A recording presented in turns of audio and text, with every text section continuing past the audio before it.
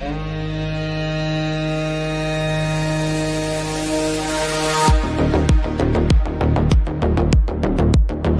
to the Pacific Northwest stories from the deep timber. With Bigfoot fades.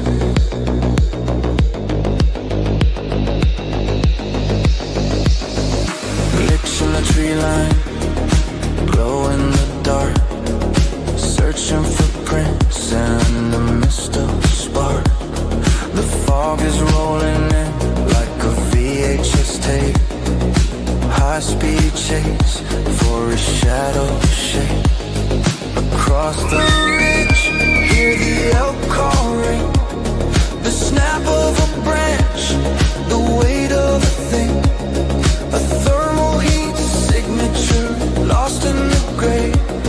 Whatever was there just faded away. Chasing the legend through a neon haze.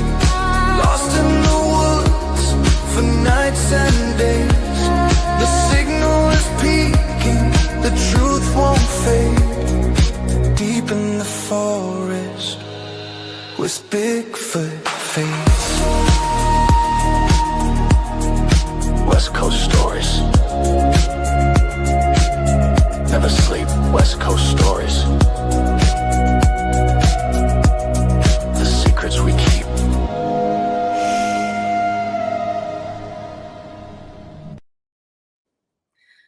Hello, everyone. Today we have Thomas Sewid, a First Nations Indian from northern Vancouver Island in the British Columbia, who operates Sasquatch Island. Welcome. Dzoonakwa, greetings. Thanks for inviting me on your show. Yes, thank you so much for coming. Sorry, that was my little echo there. Yeah, how has your day been going so far? Well, I've been going good. I took the day off from work, so I just been putting around the house, got the backdrop ready for the show tonight. I've never used this before. Those are really cool. Yeah. I've seen you on definitely a bunch of podcasts and shows, and you have amazing energy. So I was so excited to meet you.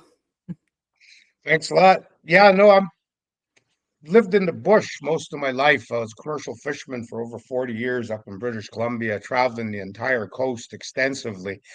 And because I was so interested about Dzoonakwa, which is the one right behind me here, Dzoonakwa is my Kwakwaka'wakw tribe from northern Vancouver Island's highest ranked crest. And Dzoonakwa is the Sasquatch. We use the one with the mask like this one here for regalia in our great ceremonies of Potlatch, and for performing on stages when I get invited to Sasquatch conferences where we bring to life what it would be like if someone actually was at a potlatch, seeing that mask and regalia dance with a basket on its back. And the basket on the back is reminiscent of this coffee mug of mine and one of my designs. And when we were kids, we were taught that you had to behave yourself because Dzoonakwa, Sasquatch, is always watching you and she's not allowed to touch you. But if you misbehave, act up, have a temper tantrum, don't do your chores or what's asked of you, don't eat your food, Dzoonakwa is going to come at night with big hairy arm and reach into where you're sleeping, grab you, rub spruce sap in your eyes so you're blind, and she's going to throw you in that basket on her back or into her sack woven of cedar bark fibers like a potato sack. And she takes those misbehaving children deep into the forest, up a mountain to her invisible home. That's why we can't find Sasquatch where she lives. And that's where she boils the misbehaving children up and eats them. So it was my boogeyman as a small child. From my farthest memories, I remember the stories of Dzoonakwa and how I had to behave and not act up. And hearing that when I was a young boy living in the village of Alert Bay off northeastern Vancouver Island, which is the homeland of the Numgees tribe of the Kwakwaka'wakw Nation. And we lived there on the Indian Reserve. And then when you walked all around the island, you would see carvings of what people call totem poles, but we know as welcoming poles. The house posts inside the Gilksy, the Bighouse, the graveyard with all the memorial poles. And 4 of those poles in Alert Bay to this day, they have the crest figure of Dzoonakwa at the bottom with outstretched arms, sleepy eyes, breasts, and that's our Dzoonakwa, our highest ranked crest. So displaying it like I do on my shirt, whoop whoop, because that's the sound they make and what we bring to life in the potlatch ceremonies. When you walk on the floor and dance around the fire, you'll actually whoop whoop whoop like a Sasquatch, really loud. So wearing a Dzoonakwa, a Sasquatch crest, having a ring, a bracelet, a pendant, having it on your vehicle or whatever, it's like having a Rolex or a Mercedes Benz or a mansion. You're proclaiming to others that my family, the Sewid house, has the title of the Dzoonakwa, the highest ranked crest. So we come from a house of wealth. And that's what the Dzoonakwa to my people represents, and how it's displayed and used and brought to life in our regalia from what an ancestor saw. And my ancestor saw a Dzoonakwa, a female Sasquatch, on the beach. And when it noticed the human, it started to get really frantic and whooping and whistling and chirping, looking all around, running around the beach, until eventually this little baby Sasquatch come running out, and she stooped on the ground and jumped in her basket, and she ran up the beach and into the forest. And that's what we bring to life in dance and song in the potlatch, what my ancestors saw in regards of seeing a Sasquatch. Wow, that's amazing. And tell me about your area up there that you're doing now. I don't want to give out specific locations, but are you still doing that all today? Is that what has crossed over into what you're doing now? Yeah, well, I used to be one of the first humans to ever do a boat-based whale watch when I was 15 in 1980. And that same summer, I was probably the first human to ever do a boat-based grizzly bear tour. The following year, I participated in the first ever sea kayak with the whales. I was the Indian guide. And those are multi-million dollar industries. And I operated in that industry for decades and still do, kind of, when I get a charter or select trip that someone wants to do with me, because I shared the legends and stories of the animals like whales and grizzly bears. But then a few years back in 2008, I got together with my wife, Peggy, who's worked for Boeing, lives in Kent, Washington, and I would come down and visit her. And eventually I would start staying a little bit longer than a week or a few days. I'd stay for a month and a half or so. And she introduced me to the remote control TV and watching different Sasquatch shows. And, if you saw Indian participation, it was maybe 30 seconds of some Indian, and they didn't know bugger all about Sasquatch. They were concrete Indians. They just happened to fill a niche for an Indian needed on their show. And then I'd hear them talking about the Kwakwaka'wakw Indians from northern Vancouver Island. Their Sasquatch is the Bighouse. I'm like, wait a minute here. Dzoonakwa is our Sasquatch. Bighouse is the little hair covered bipedal creature, the keeper of the ghost world. And I'd start arguing with the TV, and then pretty soon I'd see them on BFRO's Bigfoot Research Organization show, Bang Forest Research Organization. I like to tease them about, because they never find Sasquatch because they're always banging on trees. When you bang on a tree, that's Sasquatch telling you, stop, turn around, go back where you come from. I don't want you here. This is my home right now, be it a harvesting area, whatever it is, or their families there, their clans bedded down. So when you go in the forest and start banging on trees, expecting to hear a reply, yeah, you might, but that reply is going to be, you disrespectful, hairless, bipedal creature. How dare you tell me to stop and go back where I came from when you're in my home, the forest? So don't ever tree knock. It's very disrespectful. And it's also, if you want to find a Sasquatch, you're never going to find one tree knocking. So arguing with the TV and, some of the bumbling, stumbling, non-Indian speculators on Sasquatch, I just roll my eyes, shake my head, and what's wrong with you stupid people? You don't have a clue about Sasquatch. So my wife, Peggy, she at first was kind of apprehensive. She's in the kitchen doing dishes, as he said, and going, oh my God, I gave my life to a man who believes in Bigfoot. So she took the high ground, being a systems analyst with Boeing. She came and sat down with me and started to analyze, my belief in Dzoonakwa, Sasquatch.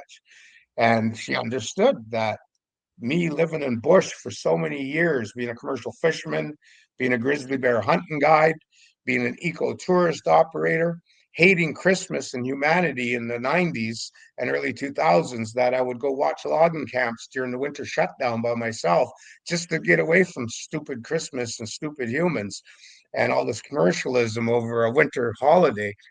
And instead of spending money, I was making money, and I was out in what I call bliss, the bush water world.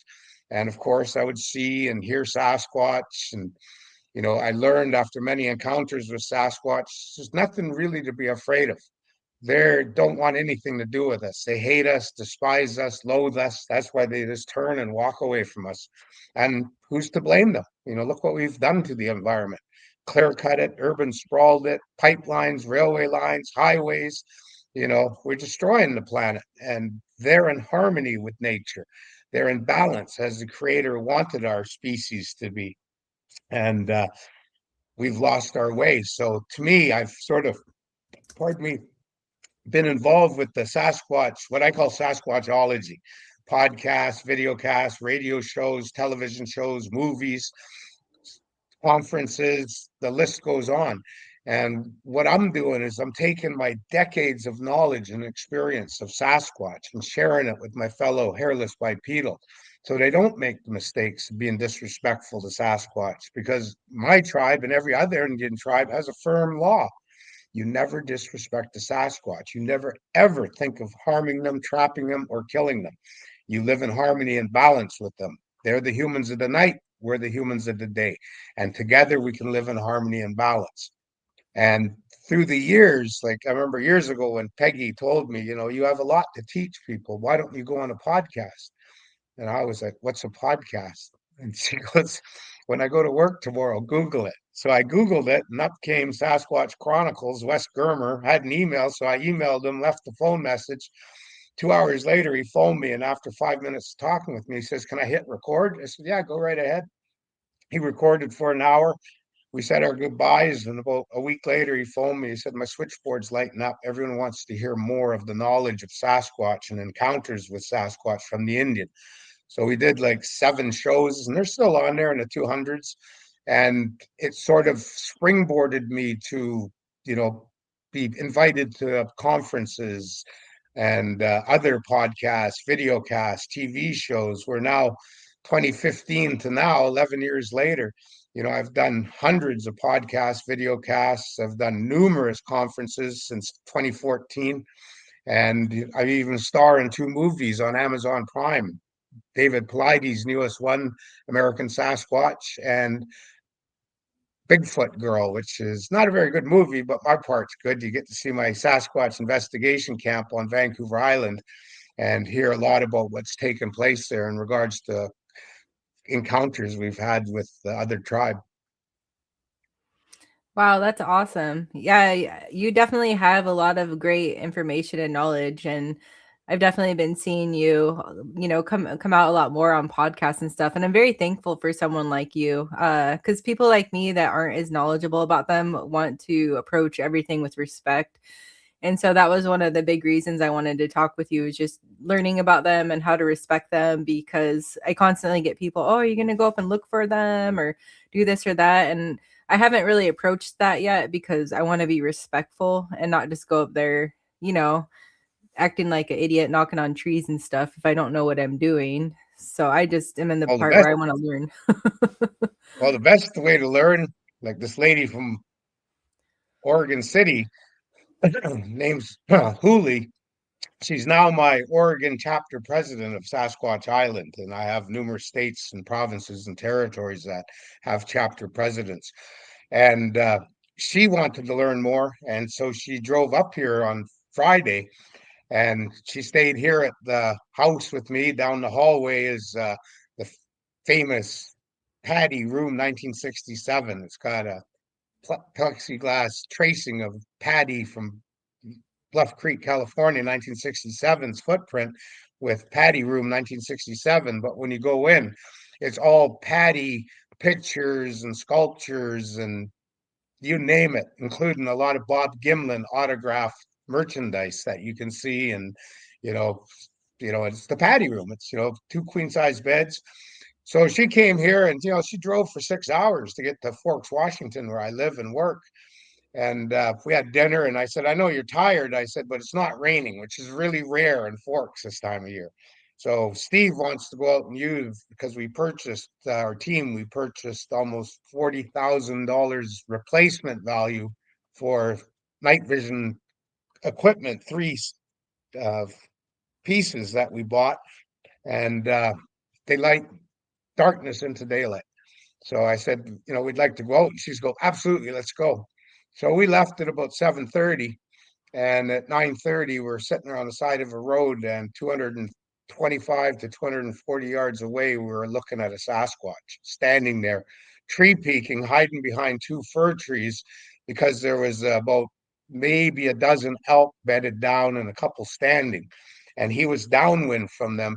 And what we did was we disrespectfully ruined his night hunt and stalk. He was trying to move in close to those elk so that he could pounce, grab one, break their jaw, and that's how they dispatch an elk, and then call his clan in to bring it up the mountain and go eat it.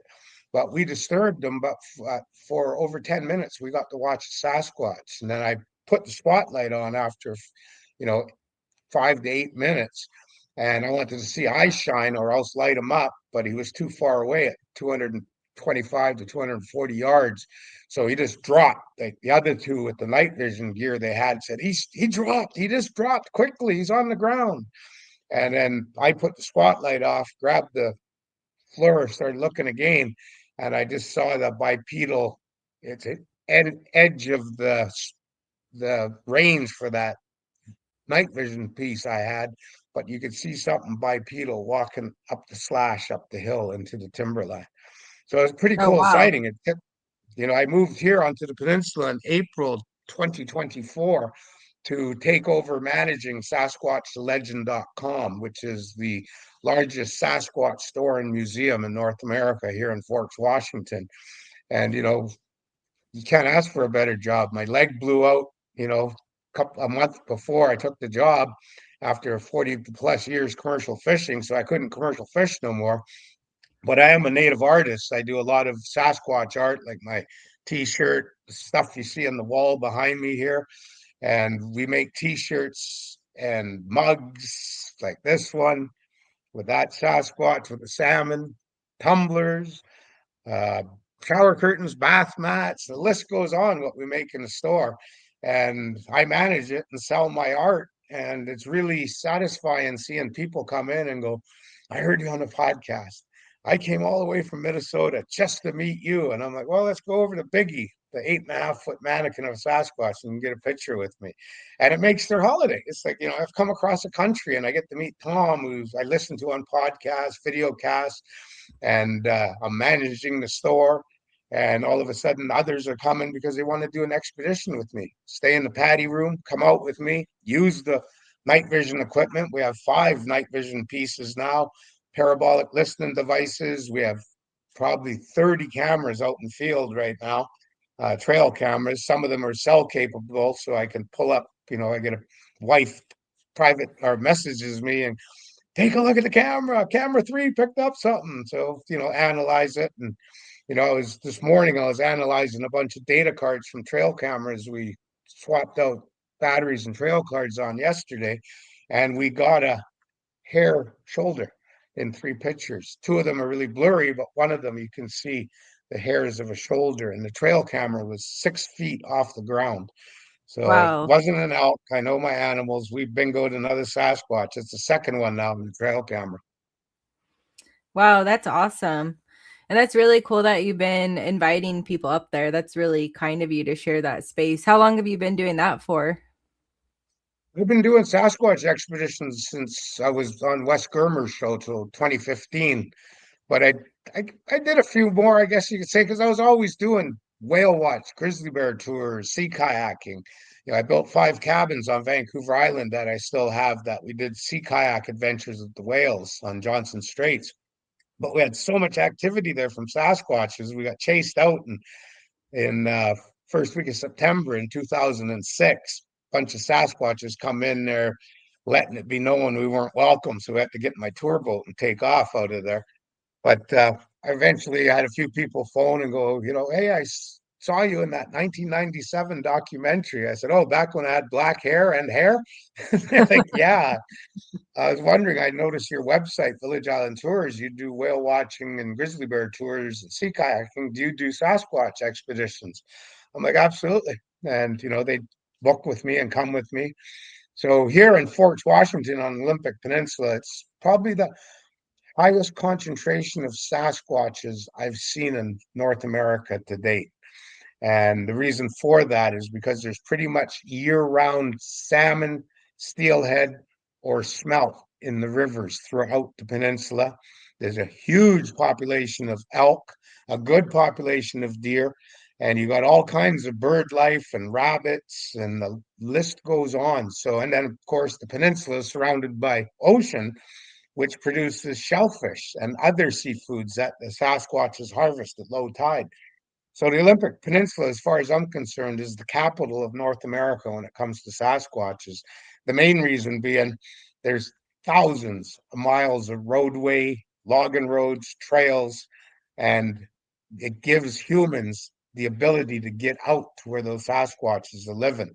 You can claim Alaska or British Columbia as the capital of Sasquatch density, but most of those areas you're going to be on foot. You ain't using no road to get anywhere because it's still frontier wild, whereas the peninsula is open and it's on like Donkey Kong out here. So if anyone wants to get a close encounter of the hairy kind, go to sasquatchisland.com, go to my investigations page, have a read, email me, and I'll design a package that fits your budget and timeline and so forth. And we'll go out and hopefully get you, like I've told my wife this morning, I said, oh, I got to remember the podcast night. I can't say I've put 22 people on Sasquatch.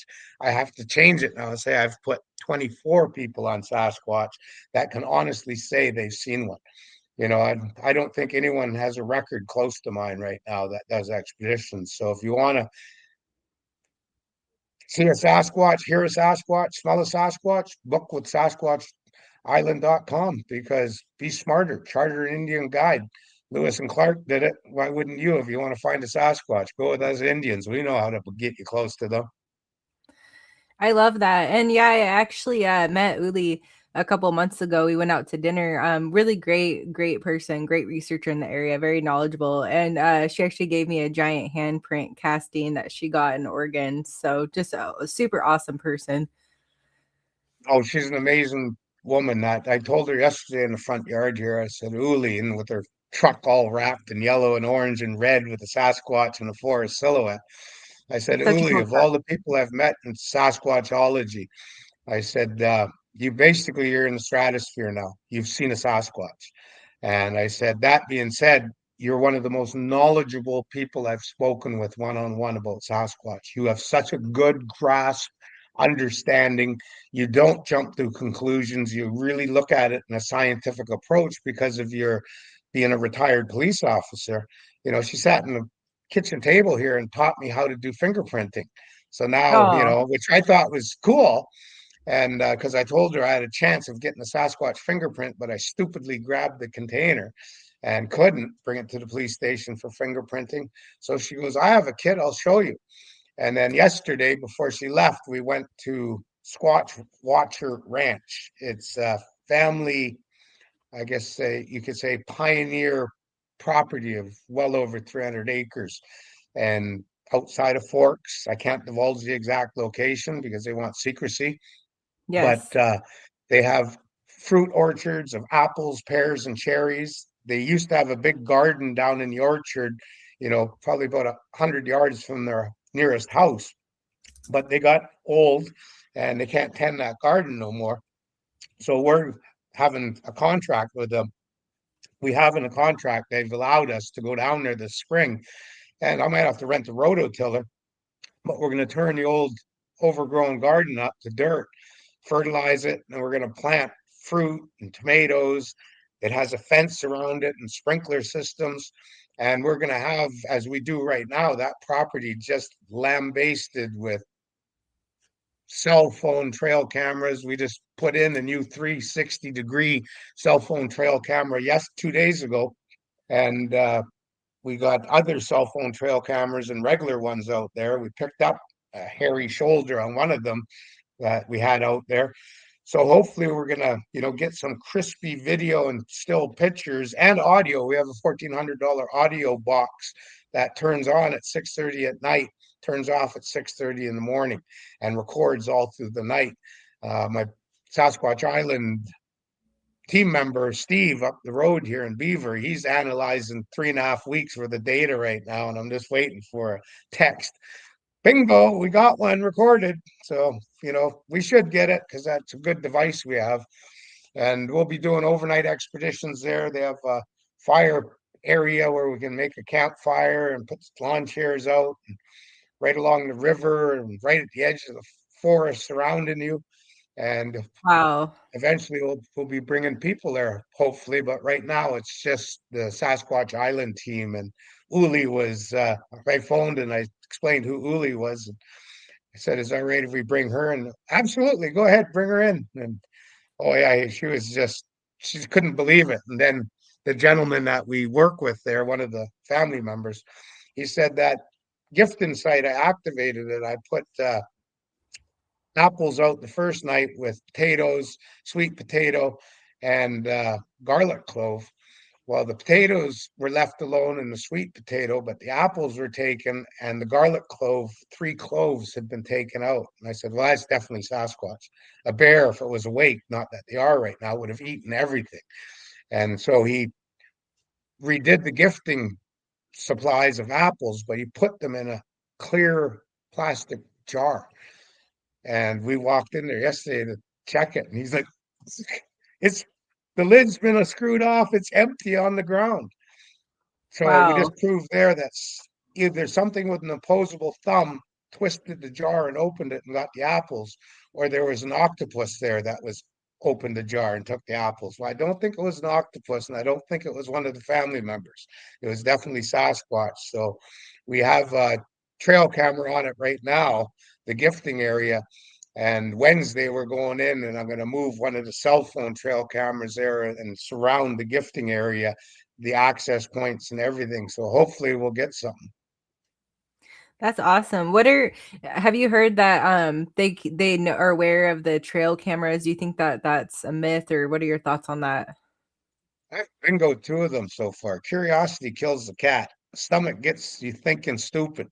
So twice me being able to get a Sasquatch, blur squatch on one, a shoulder on another one, twice.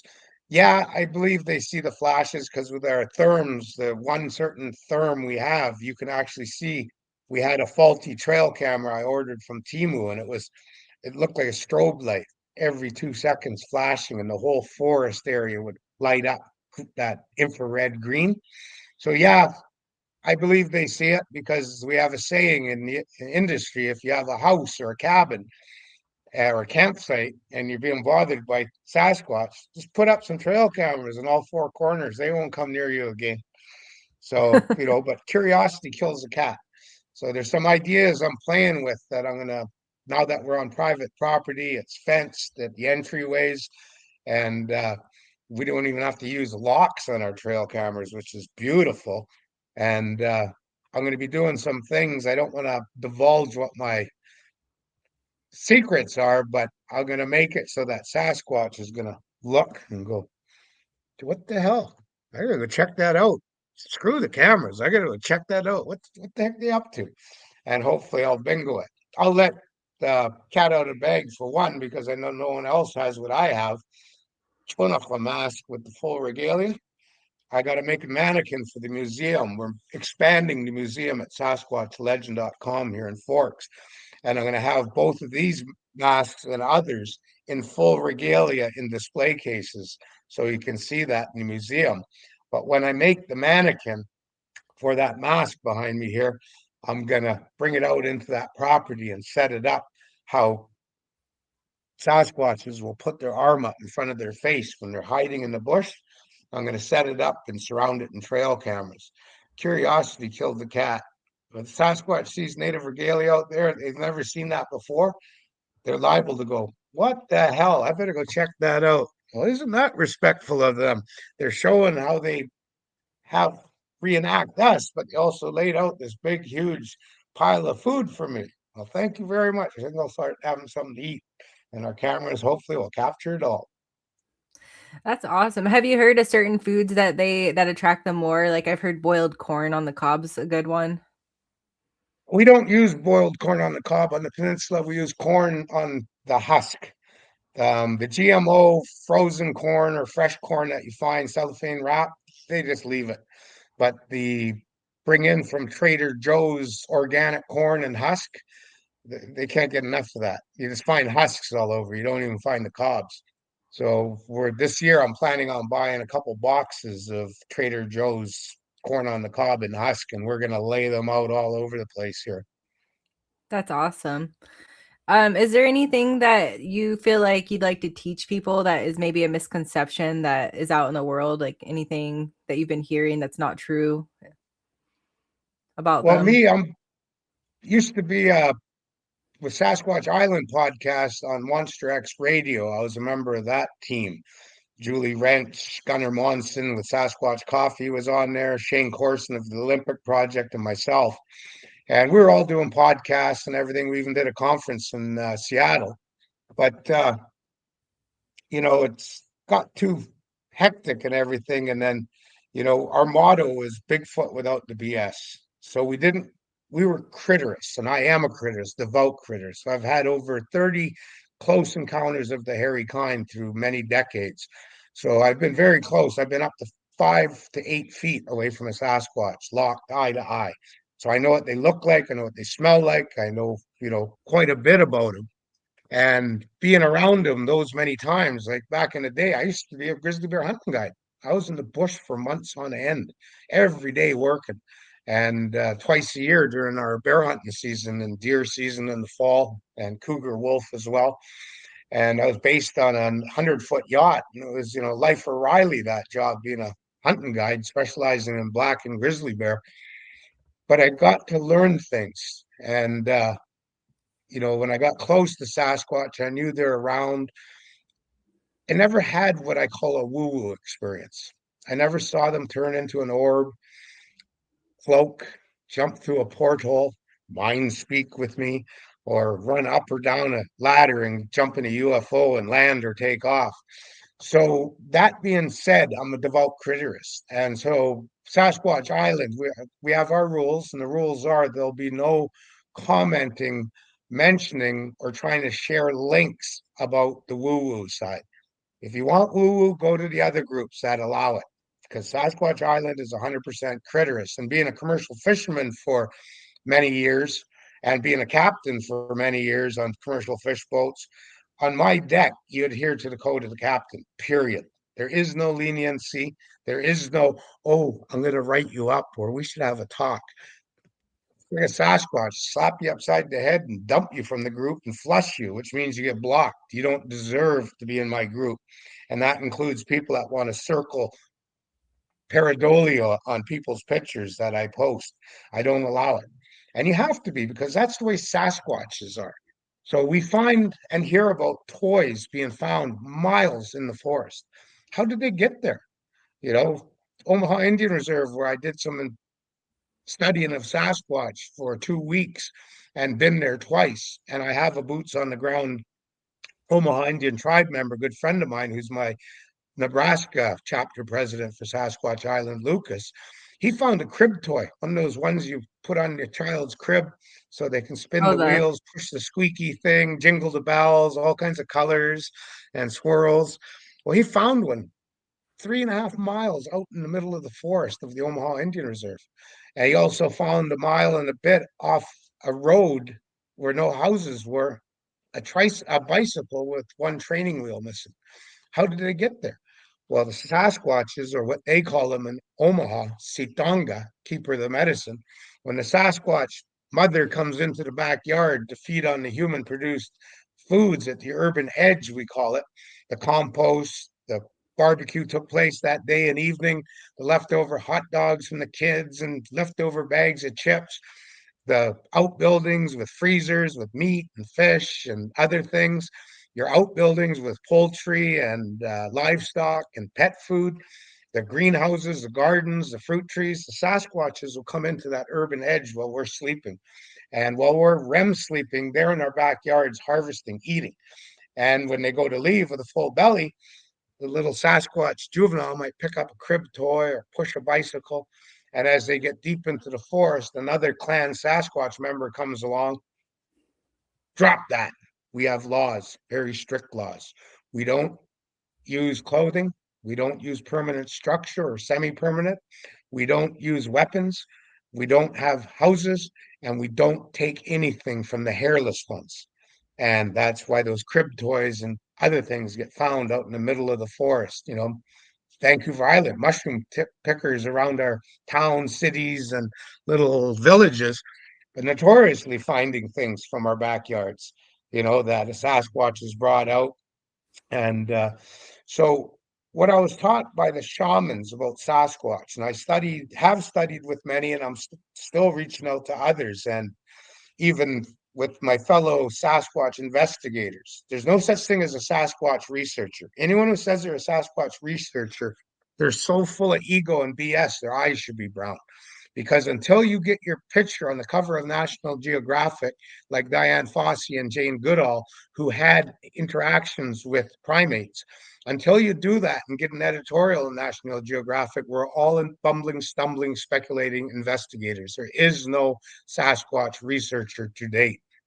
So, with that being said, I help everyone, not just people that want to, learn more and get a better understanding, but my fellow investigators, like Marie Dumont with her Mid-Florida Sasquatch Investigations Group. I highly recommend following them.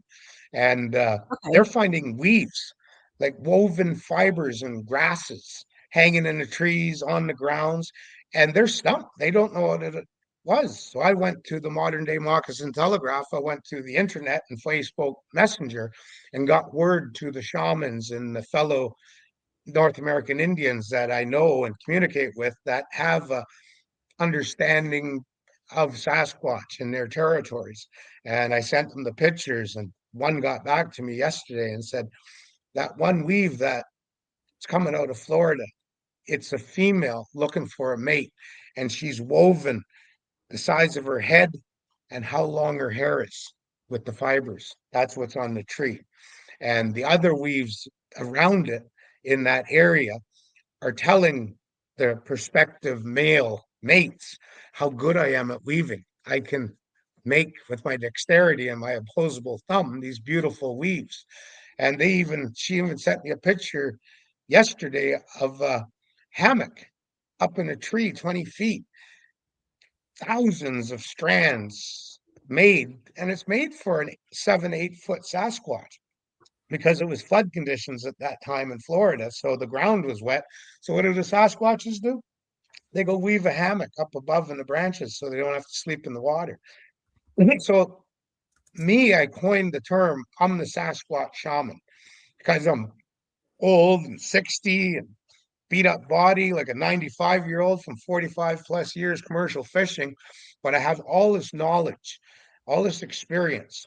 So I'm the Sasquatch shaman. I want people to come to me that want an understanding, to understand the characteristics, the perspectives, the everything, the harvest patterns, the migratory seasonal patterns, where they sleep, what the communications are, both body language that they do, and making noise, mimicking, chattering, and talking in their language.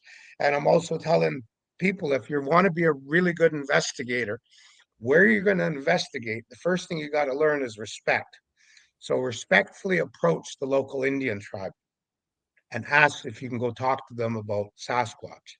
And they'll probably open up and say, okay, you can investigate Sasquatch in our traditional territories, but not within our Indian reserve. Or they might not say, don't go up the Forbidden Plateau. It's a reason why it's called forbidden. Our people wouldn't go up there because that's where the Sasquatches live. So please respect those boundaries, which is our laws and beliefs and understanding, and you can investigate. Oh, and by the way, down the road there, you see that green truck? That's my cousin Jimmy. Go talk to him. He's always running into Sasquatches. He'll take you out. And now you get friendship with a local Indian tribe, which most non-Indians in the United States and Canada don't have that bridge. And now when you have that, Sasquatch is teaching you how to be respectful, because you want to be respectful to the tribe and you want to be respectful to the other tribe, which are Sasquatches. And then in turn, learn the local Indian language, Pidgin, but learn, hello, I come in peace. I mean no harm. I gift you food. Goodbye. So in my language, yo, Wida slay Dzoonakwa. Hello, I don't know who you are, Sasquatch. What are you up to? And he might answer you, maybe, maybe not. And in some other tribal territory, it's going to be different. Even me in my northern Vancouver Island, when I encounter a Sasquatch tree knocking, throwing something at me, pounding chest, shaking something, throwing a chunk of wood at me, all they're saying is stop, turn around, go back where you come from. And I just go like that, put my hands out like that. It's the universal Indian sign of I'm no harm. I mean no harm. And then I point to where I'm going, where I just came from. Halakula Dzoonakwa. Go in peace. Way. Way is like aloha, goodbye or hello. And turn and walk away. And I've never had problems with a Sasquatch when I show that respect. So one of the things I tweaked on while living here for going on 22 months now in Forks, Washington. I'm from Vancouver Island. That's where I usually live, and part-time Kent, Washington with Peggy. She comes here though quite a bit, lives with me. But anyway, one of the things I learned was there's a campground here called Klahowya. Klahowya is the Chinook trade dialect.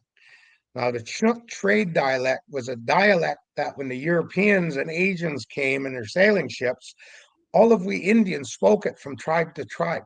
We might speak Kwakwaka'wakw, Cree, Mohawk, Quileute, Salish, but when we ran across each other, we might, I mean no harm.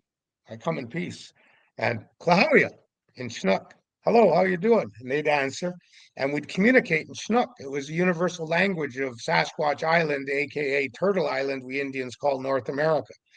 And when the Europeans came, they introduced us to things we didn't have up until then and didn't have in the Chinook dialect, hence shukwa for sugar, carrots for carrots, kapusta for cabbage. It's actually Polish, kapusta, and other words. And a lot of people know skukumchak means big salt water, means the oceans, and mula, money. But anyway, what I'm doing is I've ordered through Amazon a reprinted Chinook dialect book. And I've got my mother and sister. My dad passed away, but he had a couple copies of the Chinook dialect in softback. And I want to get them so I can learn Chinook, so that, like last summer when I was drifting down the Hoh River on a raft with my friend and fellow investigator, Steve, we're going to the canyon. Steve's rowing his raft because he brings people out in rafting adventures. And what better way to Sasquatch investigate? We're going to the canyon. He leans forward. He goes, sure is quiet here. I'm like, yeah. So I stood up on the raft with my hands out, looked up the canyon wall. It's just nothing but timber and ferns. And I said, yo, we says Dzoonakwa in my language, a Kwakwaka'wakw. Hello, how are you doing, Sasquatch? Nothing. Then I went, so how are you, Skookum? All of a sudden, the high pitch went. Me and Steve looked at each other. You just keep talking Indian to them. I said, it's all I know in Chinook. I said, hello, big one. So what I think is, because studying with the shamans, I was taught when I asked one of them, how old does a Sasquatch get? And without a blink of an eye, 120 to 130 years is average. Some of them around 150, the odd 180, maybe close to 200, the white gray ones. I'm like, how do you get so old? It's like a Sasquatch. She turned around and smacked me upside the head. Aren't you listening to me? 5 days I've been teaching you. And aren't you listening? Sitonga, keeper of the medicine, we call them. We shamans, even some tribes to this day, the apprentices will go have a Diane Fossey, Jane Goodall interaction with the local Sasquatches. Year, 2, 3 years later, they return back to the tribe. I have the knowledge. Now I can be the medicine person. The Sasquatch has taught me the remedies, the poultices, and so forth. And that's the interaction Native Indian tribes, most of them had for thousands of years, and some of them still do. A lot of Indian tribes won't even talk about the other tribe, Sasquatch. And that's why I mean by the first lesson from the Sasquatch for an investigator, an enthusiast, is learn respect. Learn respect of your local Indian tribe, and in turn, pass that respect and understanding on to the Sasquatches you're investigating. And more than likely, by doing that, you will have that close encounter of the hairy kind. And come with me. A lot of people go, "Oh, I paid $1,800 to go study for a week with the shaman in South Dakota." I've heard it.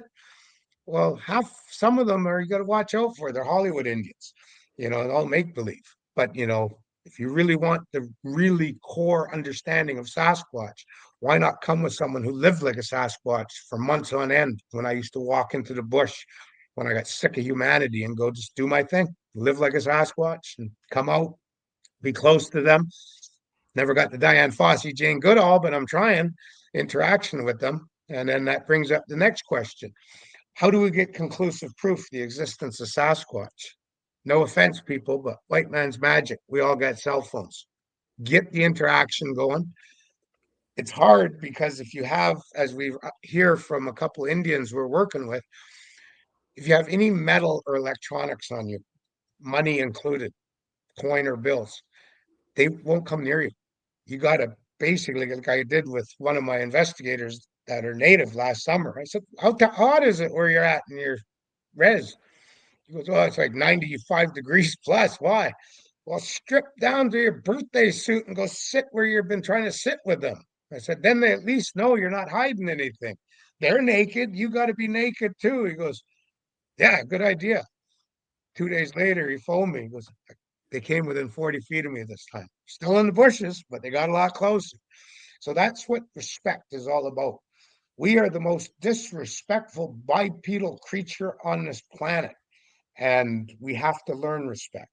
Number one, with each other, and also with the understanding of the Sasquatches, that they are all about respect. They have laws, very strict laws. They have language. They have beliefs. They have singing. They have rendezvous powwow potlatch where they converge and mass vocalize. And every now and then we get to record that. 3 times now I've heard mass vocalizations on YouTube. Today on TikTok was the 3rd time. So they do everything we do. And why is that? Because they are the humans of the night. They are the North American, Central American, and South American Indians, indigenous peoples, Adam and Eve. We evolved from them. That's why when we don't bathe, we get stinky armpits. And when we go to a doctor and ask, why do I get stinky armpits? Even though I'm from Europe, my bloodlines. It's because we have the remnants of scent glands in our armpits from when we were able to excrete a scent, bad smell, when we felt threatened or intimidated. Sasquatches still have that ability. So, as an Indian who gets stinky armpits when I don't bathe, and my wife accused me of shaving my legs when we got together 20 years ago. And I said, no, I'm a thoroughbred Indian. I can count my chest hairs on those 2 fingers. And I can probably count my armpit hairs on those 10 fingers. And I have no hair on my legs because I'm a thoroughbred Indian. If I tried to grow a beard, it'll be like my mustache. I've been growing this since I was reached puberty at whatever age. And it's never gotten thicker than that. And that's the same as if I tried to grow a beard. And when you look at a Sasquatch up close, as I have, they are a thoroughbred Indian when it comes to their face. They couldn't grow a biker hillbilly beard if their life depended upon it. And that's why when we see pictures, carvings, AI of Sasquatches with a flared nose like a chimpanzee or like a gorilla, no, they have human noses. When you see them with a biker beard, no, Sasquatches don't have biker hillbilly beards. They have very scruffy. So when you go to Sasquatch Island Facebook group and you join it and you start scrolling through it, you're on the encyclopedia of Sasquatch that goes back from now back to 2014. And when you finish scrolling Sasquatch Island and reading all the posts, you will have your BA of Sasquatchology. That's what it's there for. And trust me, do it now because I'm going to be writing my second book. That's my first one. You could order on SasquatchLegend.com. But Nice. Sasquatch Island Magazine, which I autograph on page 5, picture of me, but I'm writing another one. And when I do, I'm going to be deleting a lot of my posts in Sasquatch Island. So now's your time to get the book for free by reading it. And trust me, there's no repetitive posts unless I think they're warranted. I've turned away hundreds of people that want me to do a repetitive post and share some link about some coloring book of Sasquatches with beards. No, ain't doing it. Don't waste my time. Don't waste my membership's time. Oh yeah, that definitely makes sense. You definitely have so much great information. And yeah, I have so many questions for you, but I just love sitting there listening to you and all your great information. And I just hope, Does you any know, a of lot more people learn respect and like learn to understand, you know, the information that you're sharing out there. Do you feel like there was a time where because you did say that they don't really want anything to do with humans. Do you feel like there was a time that they did live amongst humans? Like, is Oh, that what we're absolutely. supposed? Absolutely. We have stories and not my family, my ancestors saw a female Sasquatch with an empty basket. Then the baby jumped in and they ran off the beach into the bush. And then we have another legend about the animal kingdom where a woman harvesting on the beach ran into a Sasquatch. But other families, when you go to the Potlatch, they're depicting and the songs telling you what their ancestor encountered and witnessed when they had a experience with Sasquatch. And some of them are about an interaction where they got gifts of treasure from the Dzoonakwa, the Sasquatch. They're not my family's legends, so I'm forbidden to talk about it. But if you are interested in the Kwakwaka'wakw, my tribal history and culture, I highly recommend going to www.umista.com. UMISTA.ca, I mean. UMISTA.ca, umista.ca. It's our Kwakwaka'wakw Cultural Center, but they have a website and and you'll see videos of potlatches with Bighouse and Dzoonakwa both dancing on the ceremonial floor in Alert Bay. And it's phenomenal. So I highly recommend it. And I haven't read it lately, but I imagine you'll see some other families' accounts with Sasquatch. And like I say, it's crests come with legends and stories and songs which belong to the Kildas, our symbolic box of treasure of crests. So the chief and the family, with permission, can share those. So I can't from another box of treasure, another family. And that's why I say, like, there's stories about Dzoonakwa, the underwater Sasquatch. Uh, and other creatures that I'd love, I've heard the stories, I'd love to share it, but I can't. I'm forbidden. That's our law, our etiquette, and we adhere to it without question. But, with the teaching, so a lot of people ask me, what's your goal? Like Hooli did this weekend. What's your end game goal? And I said, conclusive proof of the existence of Sasquatch. I was one of the pioneers of whale watching and grizzly bear tours. Now they're big, huge industries throughout North America. And what we did is we got together as tour operators and we said, you know what? The government's going to come with regulation and law and shove it down our throats. And those bureaucrats don't have a flippin' clue about reality out there with the whales and the grizzly bears. So maybe we should come up with recommendations for regulation and law. So we presented from our organizations to the provincial and federal governments of Canada that we would like to see these laws and regulations implemented. So that's why now you have the 300-meter yard boundary that you can't get close to orca and other whales, porpoise and dolphin included. You can't cross their path. You can't chase them. You can't fly drones over them. That just came in recently. It's so that the whales and grizzly bears have their space and have their respect from us because we've proven we're disrespectful. And so With Sasquatches, I wrote the chance encounters and investigating recommendations for regulations and law. If anyone wants it, email me, tom.sewid@gmail.com. I'll be happy to give you a copy, because once I publish it into a softback like that, it's going to be $19.99 all day long, US. So, now's the time to get a copy of it free. And it really gives you a good understanding of how to be a respectful, properly conducting human when you have a chance encounter with a Sasquatch or you're investigating them. So, as all my team members know, because they all get a copy, I got to email Hooley's to her tomorrow morning, but they have to read it and sign off on it that they will adhere to the guidelines.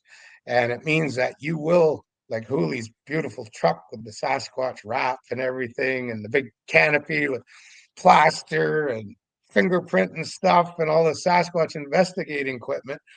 She'll now have PPE, personal protection equipment, like we learned from COVID, so that if you do get close to Sasquatch, mask up, put your rubber gloves on. Because when I did a podcast with Wes Germer, I just went supernova in people going, wow, I got to follow Tom Sewid, Sasquatch Island. He seems to know a lot. And because he's an Indian, he's able to ask the questions with his fellow Indians and get the data and history about Sasquatch that no non-Indian will possibly get. Because most Indians zip hug Indian up when a non-Indian comes up and shoves a microphone, a recorder, and a camera in front of their face and goes, do you know about Sasquatch? Yep. Is there Sasquatches here? Yep, over there. Can you tell us about Sasquatch? No. And that's most Indians. And I have Indians that I interact with that I ask them, is it all right if I share? Sure, you go right ahead, what we talked about, but don't use our tribal name. Don't give our tribal territories up. Absolutely. I'll respect that and understand that and adhere to that. So with Sasquatches and interacting with them, one of the guidelines I put, and I'm going to be removing it here tomorrow morning over coffee, was we know humans get nut allergies, get very sick, and some will die. So maybe we shouldn't be putting out peanuts and nuts they're not accustomed to, like Brazil nuts and things that aren't indigenous or indicative or grew in North America. And don't put peanut butter out. Well, now I'm going to change it that we're not hearing any negativity about peanut butter. It's really working good. And there seems to be no negative ramification from the gifting of peanut butter, other than they want more. So I'm just going to change the recommendation that if you are using peanut butter, try to use organic peanut butter. So it doesn't have all of the MSG and other garbage that causes diverticuli disease in us Indians. Diverticuli disease, which is polyps in the colon, which I suffer from, and was North America's first diagnosed case of bad diverticuli disease under the age of 30 when I got operated on at 26. And we are finding that it's MSG and the other chemical garbage that's in our modern corporate produced foods. And diverticuli disease is almost as rampant, if not more, than heart disease and diabetes with the Indians in North America. So try to use organic peanut butter with the foods you put out. Try not to use chocolate. One of the things, try to use applesauce. Some of the teams are finding good success with those little applesauce containers that you give in your kids' lunches or bring with your lunch when you go to work. So those seem to be working. Corn and husk, fruits and vegetable that are out of season here in the Pacific Northwest. So, cherries, plums, pears, apricots, dried apricots, fruit leathers, things like that, dry meats. I made pemmican one time and put it out. And the Sasquatches on Vancouver Island, where I was investigating at the time, I think it was them that took it because it was in a sealed container. I left a couple out on the open, thought maybe raven or bird or squirrel got at it. But then when the container came up empty, I'm like, oh yeah, it's Sasquatch. So I put more out and it was gone. Like we put it out before dark and I went to check on the item about 9:30 at night. 3 hours into dark and it was already empty. So Sasquatch love pemmican. So you can just imagine that when I told you and taught you about Sasquatches living way longer than us because they know the medicinal medicines. And we don't hear any reports about encounters where Sasquatch have a big abscess on the side of their face, like I've seen black and grizzly bears and deer and elk. They don't have pus running out of an infected eye like I've seen with bears and elk and deer, squirrels. And you don't hear of them being emaciated with tapeworm like a wolf or a coyote or a bear. And I've seen tapeworms that wide, 15 feet, trailing behind a grizzly bear feeding on salmon many times. So we don't hear of that. And that's telling us that Sasquatches know how to use the medicines. And, I'm pretty good with the traditional medicines because I've studied it most of my life and I use it. And I advance my research by going into the books and the internet. And one of my good friends, I'm always asking her about different things that are based on traditional plants, whether it be edible or medicinal. So if the Sasquatches can live close to 200 years, some of them, that means they have oral history like all Indian families have for thousands of years that go back thousands of years. So they're probably sharing in Montana and Colorado and elsewhere where the great buffalo herds migrated north and south, east and west every year. They probably have oral history talking about how your great grandfather, Sasquatch, he remembers when the plains were covered in buffalo and we never had times of starvation. As the Indians can reflect upon that, my mother's full-blooded Cree from Saskatchewan, the plains, and our bloodlines migrated up with the Neopo, the Nez Perce, on my mother's side. And so I have Neopo on my bloodlines. And I read a Neopo account of their history where they spoke about the times of starvation when the non-Indians wiped out all the buffalo. So if the Sasquatches have that long lifespan and oral history, and I can talk about legends and stories belonging to my family, I go back thousands of years, where they Wow. remember when Tahoma, Mount Rainier, blew its top. That was 27,000 years ago or 24,000 years ago. We have oral history, songs, even masks that are shared by some families in Potlatch about Mount Rainier popping its top. So that's oral history. It goes back thousands of years. So as I shared with Wes Germer, and the title of the podcast in the 200s is Sasquatch and Smallpox. And I shared with them the encounter reports I had from a few Indian tribes about how Sasquatches came to their village sites, standing at the edge of the timber, holding their smallpox covered family members, children, young, dragging the adults covered in smallpox, coughing at the other disease, tuberculosis, blood clots coming out of their mouth and foam and wheezing for breath because they had tuberculosis.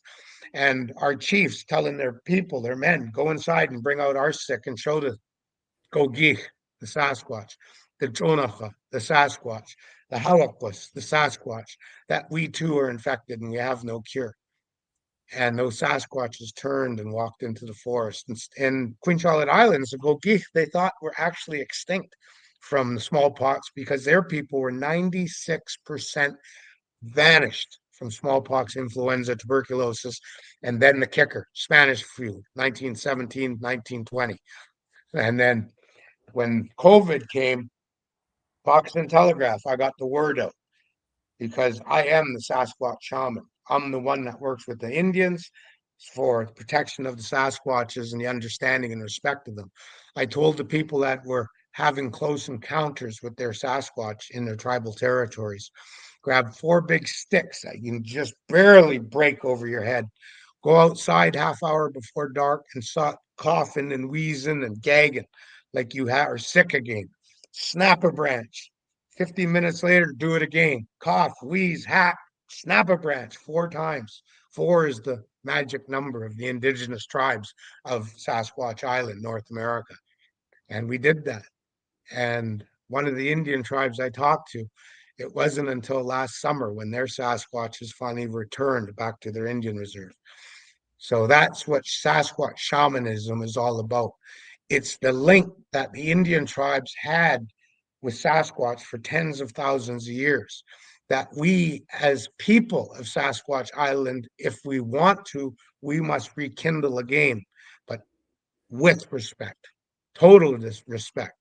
And when we see those yahoos dressing in camo and wanting to go shoot a Sasquatch, we need to get regulation and laws in place in our provinces or territories in Canada and the states throughout the US that those SOBs, if they even think of doing that, will be charged and will be lose their right to bear a firearm and hopefully get some jail time because it's murder, because they are simply members of the other tribe.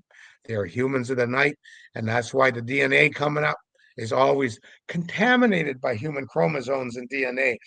Possibly has some human chromosomes. It's because it's human, you idiot. Some DNA doctor 10 years from now is going to be telling us that. I told you all that stuff pre 2026 was all bunk and BS because we prove now that Sasquatches are human. So there you go. That's all really great information. And yeah, I agree with you. I feel like it's kind of a toss up where you want to educate people, but you know that there's a lot of these guys that want to dress in camo and be disrespectful. So it's, I don't know. What are your thoughts on that, on wanting to educate people with knowing that there's that risk of, you know, these people out there that act really disrespectful in the world? Unfortunately, those camel clad idiots don't have enough frontal lobe development to be educated to change their thought process. They'll always be a disrespectful idiot towards Sasquatch. And that's why we need regulation and law. That's the only way. You know, we got regulation and law for everything else. You know, in Canada, if I want to smoke a cigarette, then even here in Washington State, I want to buy a pack of smokes, I got to show ID. You know, I got to prove I'm over 18. Really? I got to prove with a piece of plastic I'm over 18 to buy a pack of smokes? I'm 60 because we're the dumbest creature on this planet. That's why.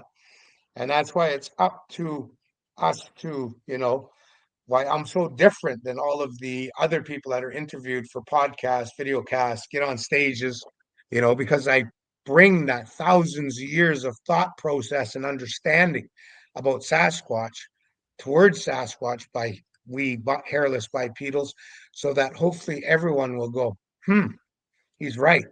Because I remember when I was a kid, or I remember surfing through YouTube and seeing that commercial from the 1970s where this buckskin clad Indians in a canoe paddling down a river and with long salt and pepper hair. What a stoic looking Indian. Even though in early 1970s he was an Italian actor. But anyway, he goes into the urban center and he sees the garbage dump, the smokestacks from industry, the pipes spilling effluent and sludge and poison into the rivers and the dead bloated up fish. And he sees all the pollution and smog. And at the end of the 30-second commercial, he's standing on the side of a freeway and a white car goes by and a bag of fast food wrappers gets thrown at his feet. And the last 2 seconds are a tear rolling down his right cheek of that Indian. Well, that started the green consciousness and an industry of environmentalism and green this and protect all that. And we actually smartened up as a species and still do to a certain extent, but we still have a lot of smartening up to do when it comes to the environment around us. You know, I live out in Forks, Washington, and when I first moved here, and still, when I go down some roads that I hadn't been down before, there's the hulk of a rusting sawmill, be it a small family operation or a big corporate one. You know, they all over the place out here. Doesn't take a rocket scientist to figure out that all the trees have been logged off and it's just small little stuff out here called regen or second growth, third growth, even because they're logging the second growth. And what was an industry that employed thousands and brought millions of dollars into our community, it's not happening no more. And because of the tax base caving in because of no logging industry on the peninsula, our workout fitness center with a swimming pool might be closed here in Forks, Washington. because there's no logging taxation revenue coming into the community. I sit on the Forks Chamber of Commerce. I know the hardship that Forks is going through. And that's indicative of every logging community in the Pacific Northwest. The trees have all been harvested, the big giants. And people wonder why the Sasquatch won't come sit at our fire and ask for a s'more. They hate us, despise us, loathe us, but most of all, they fear us. Because just look around, look at the destruction we have created and are still doing. And that's why we need to get the conclusive proof of Sasquatch. And it will happen with the Jane Goodall, Diane Fossey interaction, where we use video and pictures, high resolution, 4, 5K or 8K. And when we bring it to the capital D, small r period before their names, doctors who study eyes, facial muscle structure, dentists, people who study teeth, hair follicles and hair, how it's placed around the body, people who study feet, like the late Dr. Jeff Meldrum and the late Grover Krentz, pillars of the Sasquatch community when they were alive investigating Sasquatch. But they were masters of the foot. And when those people analyze our videos and our still pictures of Sasquatch that hopefully we're close with, and hopefully wearing our mask and our rubber gloves, then they can come back and say, without a shadow of a doubt, we can see the pupil dilate and expand. And you can see this about this. And we can see the chipping and plaque on the teeth. We can see the muscle movement, identifying so many hundred muscles in order to bite that apple and chew it and swallow it. And then we will have our conclusive proof of the existence of Sasquatch. And that's what the end game is all about. And so I recommend to everyone, if you're interested as I am, want to get passionate about it, get a hold of me. I'll be happy to teach you and bring you out on an expedition or two and really get you taught up like I did with Hooli, because mark my words, she's going to be a queen in the Sasquatch industry and Sasquatchology. She already is, because she knows her stuff and she has some good things going on in their investigating area. That's awesome. Well, yeah, I really appreciate you coming on today. And then what are all the best ways for everyone to support you? I have all the links in the show description. And how can we support you going forward and everything you do? What's the best way? Just go to Sasquatch Island, be at my website.com, Facebook, definitely, YouTube to watch some of my videos to get educated and get some good entertainment, and also TikTok. I'm doing TikToks on now with Biggie and Out in Field. Nice. And you'll see my email. Just get a hold of me, and I'm here to help you and to help you understand Sasquatch. So I thank everyone for listening. And if you want to invite me on again, listeners, give her direction. Maybe I can talk about Bighouse next, or the conspiracy of Sasquatch concerning the government. That's an hour and a half conversation. And it really opens your eyes and enlightens you to the corruption of our governments, how they're trying to browbeat us and make us think like sheep when it comes to Sasquatch. But I thank you all very much for listening. And in my language, halakulasla. Go in peace. Thank you so much, Thomas. I appreciate your time today. And thank you, everyone.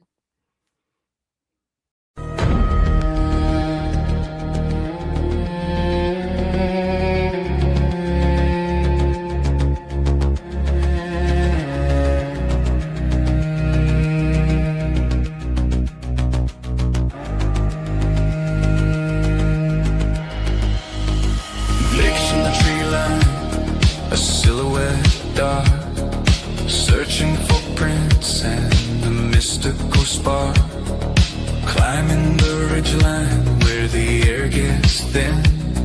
The hunt for the legend is about to begin. Chasing the legend through a neon haze, lost in the woods for nights and days. The signal is peaking, the truth won't fade. With Bigfoot face. Thank you for watching the Bigfoot Face Show, where untold stories are heard.